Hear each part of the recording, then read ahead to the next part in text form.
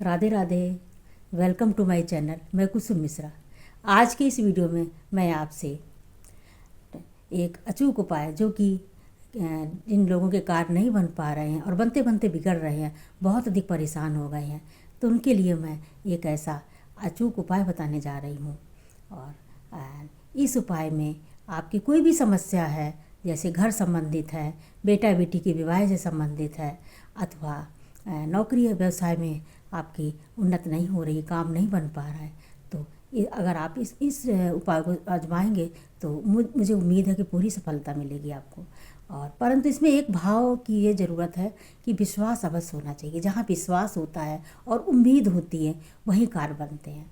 तो मैं अपना वीडियो आगे बढ़ाना चाहती हूँ। इससे पहले अगर हमारे वीडियो में बताई हुई जानकारी आपके लिए थोड़ी सी भी, ज़रा भी आपको फ़ायदा करे और आपको पसंद आए, तो वीडियो को लाइक करिए, कमेंट करिए, शेयर करिए।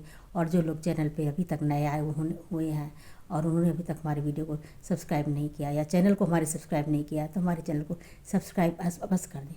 तो मित्रों, मैं बिना आप लोगों का समय गंवाए हुए आगे वीडियो बढ़ाना चाहती हूँ कि ये वीडियो जो मैं आज बता रही हूँ, ये उपाय जो मैं आज इस उपाय में मैं 2 उपाय बताऊँगी आज की वीडियो में, और ये दोनों ही बहुत ही अचूक उपाय हैं।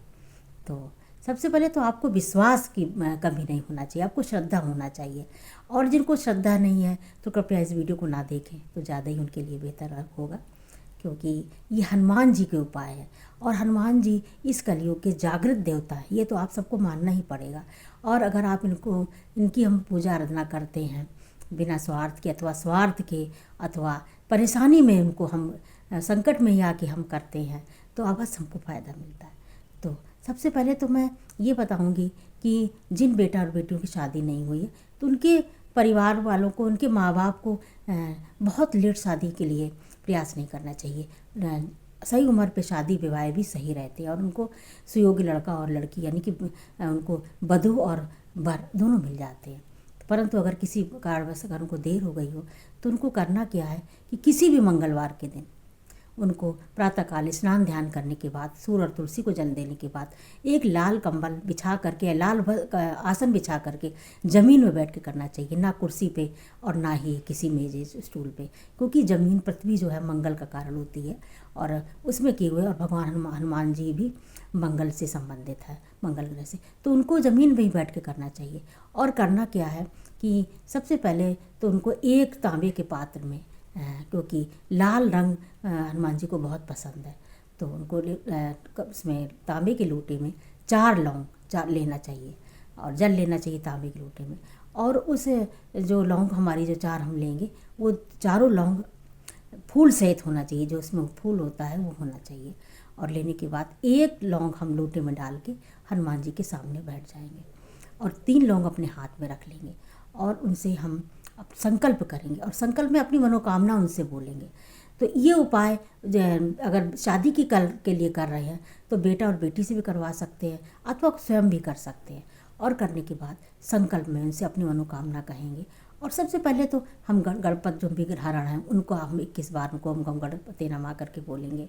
और उसके बाद हम सीताराम सीताराम ऐसा 27 बार बोलेंगे। और उसके बाद हम 11 बार हनुमान जी हनुमंते नमः इस तरह से बोलेंगे। और 1 बार श्री राम स्तुत जो है श्री रामचंद्र जी, ये वाली बोलेंगे। और उसके बाद हम क्या करेंगे, हम 1 बार हनुमान चालीसा पढ़ेंगे।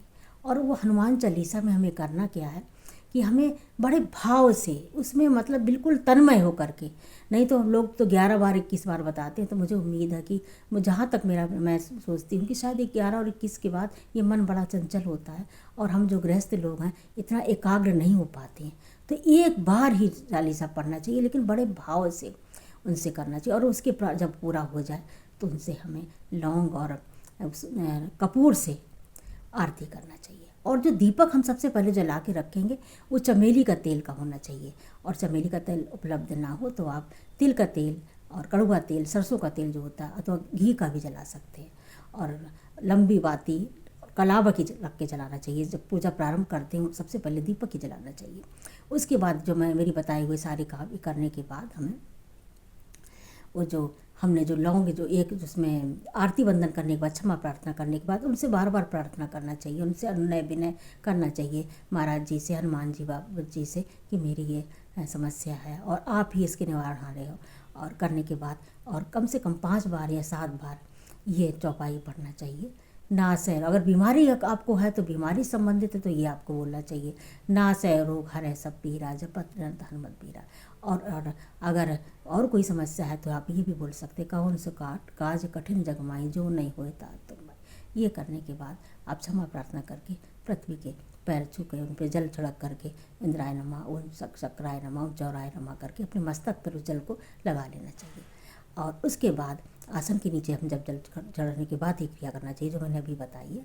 और उसके बाद जो जल हमने चढ़ाया है वो या तो स्वयं अथवा जिससे जो समस्या हो, या अगर बेटा बेटी की शादी का हो तो उसको जल पिला देना चाहिए और लौंग भी खिला देना चाहिए।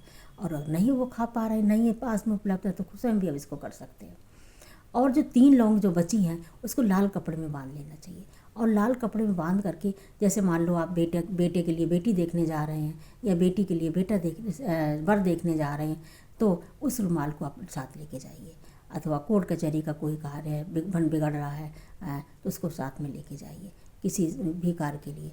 और अथवा अगर आपको धन संबंधी समस्या है तो इसको धन स्थान पर रखिए तो हनुमान जी आपकी अवश्य मनोकामना पूर्ण करते हैं। तो ये उपाय था। तो दूसरा उपाय मैं अब इस वीडियो में नहीं बताना चाहूँगी क्योंकि ये वीडियो बहुत ही बड़ा हो गया वैसे ही, तो मैं क्षमा चाहती हूँ। दूसरा मैं उपाय फिर मैं अति शीघ्र फिर आपको दूसरे वीडियो में बताऊँगी। तो उम्मीद है आपको ये हमारा वीडियो अच्छा लगा होगा, बड़ा ज़रूर हो गया है परंतु अच्छा लगेगा। तो मिलते हैं अगले वीडियो में अति शीघ्र, तब तक के लिए धन्यवाद। जय श्री राधे।